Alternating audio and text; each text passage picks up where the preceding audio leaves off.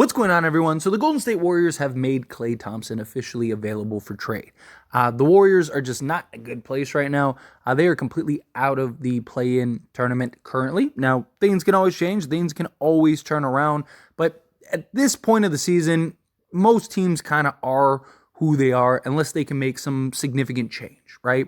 The trade, the Warriors could get right back into the conversation. Right now, they're a game and a half out of like the 9th and 10th seed, nowhere close to where they envisioned that they would be going into the season.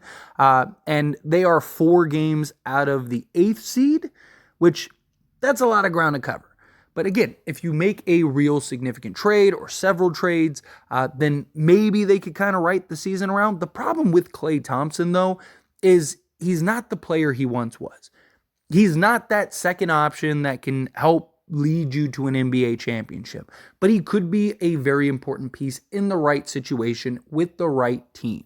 And a team that wants Klay Thompson envisions him as, a third or fourth or fifth option, very limited. And it's due to his contract. He's making over $40 million this year. And so there's not many teams that have $40 million in contracts that they could use to go and trade to go get Klay Thompson to bring him in without just disrupting what they have as far as the team goes, and also makes sense for the Golden State Warriors, right? Because the Warriors, they're not a team that's rebuilding that's like, hey, you know what? Give us some long-term salaries and give us some draft picks, and hey, we're going in the rebuild direction. No, they still have Steph Curry. They still want to be a team that's competitive and maybe even squeeze out another championship before Steph is done. And one of the teams that I think makes a world of sense for both sides, that basically could just essentially be an even swap, would be Zach Lavine with the Chicago Bulls. Now, before oh, no way, it doesn't make any sense, that's stupid, all of those things. For a team like Chicago, going and getting Klay Thompson, who is an expiring contract, by the way, now he could very well yield a new contract, but he would be an expiring contract for Chicago. They're getting off of Zach Lavine, who they've been better without. They don't really need him. He wants out. The relationship on both sides is basically done and over with. You bring in a guy like Klay Thompson. Klay is not going to be your first, second, or maybe even third option, right? You might even have Klay Thompson come off the bench and be a bench player and a bench role player. Now, again, he's an expiring contract. So if it works, then great. Maybe you're working it out to re-sign him and get a new deal. If it doesn't work, you're letting him go and you got off of Zach Lavine's contract, right? What better offers are you going to get than a Klay Thompson for the Chicago Bulls for Zach Lavine when no one really seems interested and willing to trade for Zach Lavine? The injury concerns, both players are heavily injury prone, right? Zach Lavine's actually not been as bad in recent years as people make it out to be. I mean, he played 77 games last year. He's played about 65 games a season on average the last 5 years, right? So the injury concerns and the injury things are not that big of a deal. From the Warriors' perspective, right, you're getting a guy that, again, is probably not your number one option. Alongside Steph Curry, maybe he could be your number 2 option. And the Warriors do have the pieces like a Draymond Green and Andrew Wiggins, especially if Andrew can kind of get back to being the guy that he has the potential to be. And then also you got guys like Jonathan Kuminga, things like that can be the defensive serviceable pieces. Zach Lavine is actually a better defender than he gets credit for. He's not elite, he's not great, but he's good enough on the defensive side of things. And also, again, what are you going to get that's better than Zach Lavine for Klay Thompson at this point? You're not going to get a bunch of draft picks. You're not going to get a bunch of, you're not going to get another star. You're not going to get getting somebody that is an all-star level player who can come in and give you 20 plus a night, but also is more impactful on the offensive side of things than Klay Thompson is. Obviously, Klay Thompson, when he's on, and we still have seen those games where he's just en fuego and he can't miss and he is crazy and just going and dropping 50, right? But game in and game out, Klay Thompson is a player that needs setup.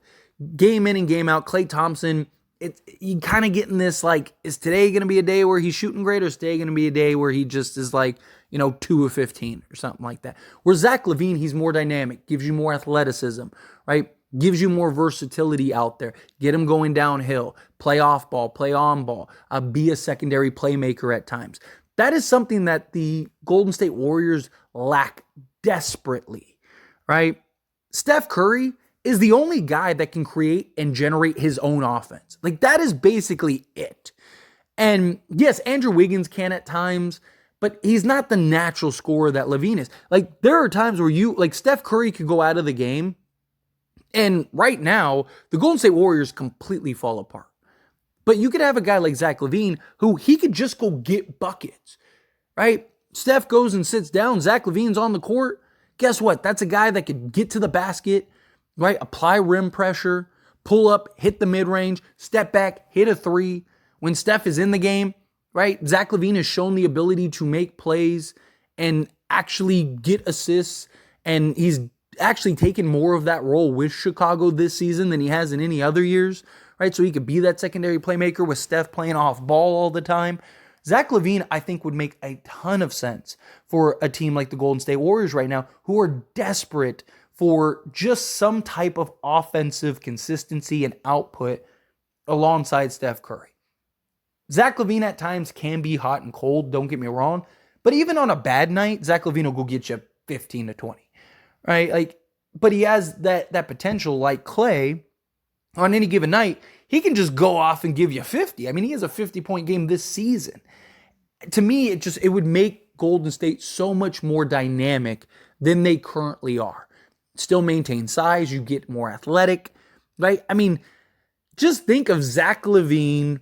You could even run a lineup out there of like Zach Lavine, Moses Moody, Jonathan Kuminga, Andrew Wiggins, and like Draymond, and you have a ton of just athleticism and switchability and versatility. You got multiple guys that can apply rim pressure. Again, to flip Klay into something like that, again, what are the other options? What better opportunities would there be out there? And, Zach Lavine being the dynamic player that he is, I just think would be a welcome addition. Now, obviously, he's got to be a player that buys in. He has to be a player that's going to want to get it done on the defensive side. And he may be more willing to do that if he's not having to handle such a heavy offensive workload, right? Now, again, he's a lot better than he gets credit for as far as like the defensive side of things goes. He's had some very key moments, some very key stops, even this season, as far as like the defensive side of things go. Many people kind of label him as this like terrible defender. And again, I'm not saying he's elite. I'm not saying he's like locked down, but he can be good in the right situations with the right pieces around him, which again, you have guys like a Draymond Green. You have guys like a Andrew Wiggins, a Jonathan Kuminga, guys with athleticism. I mean, even this year, he has a defensive rating of 116.8, which league average this season is around 116. It's actually, I think it's like 116.4 or 116.5, somewhere in that ballpark. So he's basically around league average. Even last year, league average last year was 115. He was 114.7. So he is basically a league average defensive player, but he's an above average offensive player. So you get an upgrade as far as like defensive assignments go and defensive purposes go. You maintain that level of offense, but Zach Lavine at this stage is much more dynamic than Klay Thompson is. So to me, I just look at that and go, man, like if you can get somebody like a Zach Lavine to kind of be an upgrade I'm talking about this stage of careers. Zach Lavine is the better player at this stage of careers. But if you can get somebody like that, I just see a ton of value in that regard, right? Defensively, he would be a massive upgrade. I said he's a 116.8. Klay Thompson this season is a 120.8. Even last year, Klay Thompson was a 116.6. So the days of him being, a 108 defensive rated player or a 111 defensive rated player is just not anymore. Zach Lavine is more dynamic on the offensive side of things, is much more athletic at this point, has been healthier the last few years and is the better defender. So you're getting the better player, right? It's just fit and him buying in and playing the role that is needed for the Warriors. Now, from the Chicago Bulls side of things, to me, it's a no-brainer, right? You get off of Zach Lavine's contract long-term. You get a sharpshooter with championship DNA, right, that knows what it takes to win. He's also a guy that doesn't need the ball in his hands to be effective. You have guys like Kobe White, DeMar DeRozan, right? One of the big issues with Zach Lavine is Zach Lavine is best with the ball in his hand. And with Kobe White's emergence, there's not really a need or a fit for Zach Lavine anymore. And Zach Lavine and DeMar DeRozan were already kind of that questionable fit. So you're turning a guy that needs the ball in his hands to be the best version that he is to a guy that doesn't need the ball in his hands to be the best version that he is. Constantly is a threat, moving off the basketball. You have guys like DeMar DeRozan and Kobe White who can draw so much attention, drive and kick out to Klay Thompson, who's wide open. You can even run an inside-out game with Vu. He's a very undervalued passer who he can kick it out, and you can run plays out through him, and Klay could just be spot up. He's a guy that you could start if you want to. He's a guy you could bring off the bench if you want to, and really kind of make a upgraded push. Basically, you're taking a guy who doesn't really fit, you haven't been able to really use all season, a guy that just, he's basically checked out and wants off the team, you want him gone. It doesn't really make sense fit-wise, to a guy that is all the opposite. A guy that does fit, guy that would be immediately checked in, a guy that does have that championship pedigree that would help and rub off to the rest of the roster. I mean, you have, who's won a championship on Chicago outside of Alex Caruso? I mean, seriously, like, who's on their team that has won an NBA championship outside of Alex Caruso? And Alex Caruso wasn't one of the best players on the Lakers when they won a championship. Klay Thompson was a superstar and the second guy next to Steph Curry in championships and championship runs, right? He was a valuable piece that was part of the big three. So his voice, his view on things is going to be taken into account. I mean, that in and of itself could go a long way for Chicago. But Klay Thompson, who again, he's not the player he once was, but Chicago doesn't need him to be the way that a team like Golden State does. On Chicago, Klay Thompson is like the fifth option, right? You have DeMar DeRozan, Kobe White, you have Nikola Vucevic. So there's at least three guys that are probably going to be more offensive focused than Klay Thompson is. So Klay Thompson's at best probably the fourth offensive option. And again, he doesn't need the ball in his hands. He doesn't have to take 20 dribbles to go score. He'd go get you 60 on 3 dribbles or whatever it was, right? Like, the guy is unbelievable in that regard. And to me, I think that this is about as close of a win-win for both sides, both needs, both fits, than we've probably seen in a very long time. All right, I understand Warrior fans would be very frustrated to lose a guy in Klay Thompson because of what he did for Golden State. But at what point do you just say, all right, like Steph is only getting older, right? We need to win. We need to try to put ourselves in the best position possible. We're not going to get anything of significant value for Klay Thompson, just not at this stage, right? So if we can basically take Klay, turn him into a guy in Zach Lavine who's younger, more athletic, better defensively, better offensively. Obviously, Klay Thompson is a ridiculous, three-point shooter, and when he's on, he is insane. But he's having a down year, which, I mean, his down year is still like 39%, but still, it's something that has been a concern.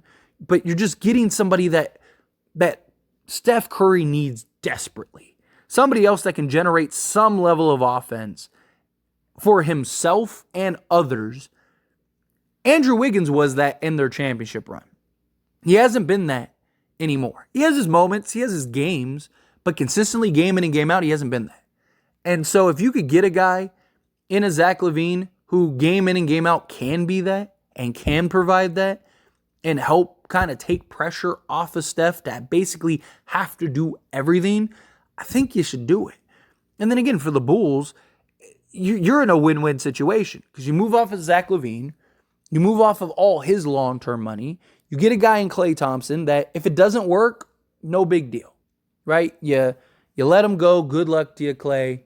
Hope for the best. If it does work, and he is a very valuable piece, and I'm not saying Klay Thompson is going to make Chicago a contender or anything like that, but let's say it's like, oh, he's a piece that moves us that much closer, right? We should keep him. Well, then now you can work out a new deal, sign him long term, right? So the point is you'd be able to get off of Zach Lavine. That's huge. I don't know. I look at this because I've tried to find, okay, what makes sense for Zach Lavine? What makes sense for Klay Thompson? Specifically Klay Thompson, right? Like, where are you going to send him? What team is going to value him? What team is going to trade the farm to go get him at this stage of his career and give up assets and whatever else? Because again, the Warriors aren't in a position where they're trying to rebuild. If they were looking to trade Steph and Klay and everybody and just say, hey, you know what? We're going to rebuild around Kuminga and Moody and Pod and everyone else, and we're just going to sell everybody off, and it's the end of an era, and, you know, let's just try to get as much assets that we could possibly get, then fine. You know, like, trade them to the highest bidder with some, you know, take on some long-term salaries, right? Get as many draft picks and stuff as you can get. Try to get a young guy that makes sense that you can grow and develop, and then take it from there. But that's not where the Warriors are at. They want to remain competitive. And you could do worse than getting a guy like Zach Lavine. And you'd be surprised what a guy like Zach Lavine could do for the Warriors. I mean, look, they won a championship with Andrew Wiggins being their second best player during that run because, yes, a lot of it was his defense. Don't get me wrong. He was able to defend the best player on the other team and do it excellent. But a lot of it was he was able to create his own shots. He was able to shoot and get to the basket and hit the three ball and do a lot of the things that Zach Lavine would be able to do. Now there's not as much pressure on Andrew Wiggins to be that guy. Zach Lavine can handle that offensive workload. Andrew Wiggins can now focus more on the defense side of things and still have those occasional things to where, you know, if he goes off and gives you 25, you're probably going to win all those games. I think it's a win-win for both sides. But anyway, as always, this is a discussion. Pass the question on you. Let me know your thoughts and opinions down in the comments below. Do you feel the same way? Do you agree? Do you disagree? Do you think absolutely not? If so, which side? Do you think it's both sides? Again, however you feel, whatever your thoughts are, I would love to hear it. So let me know down in the comments below. That being said, if you haven't liked this video, hit that like button. Helps me a lot. Lets me enjoy these types of videos, and I truly appreciate it. If you're not subscribed to the channel, hit that subscribe button. Turn on the bell notifications. See you all in the next one. Thank you.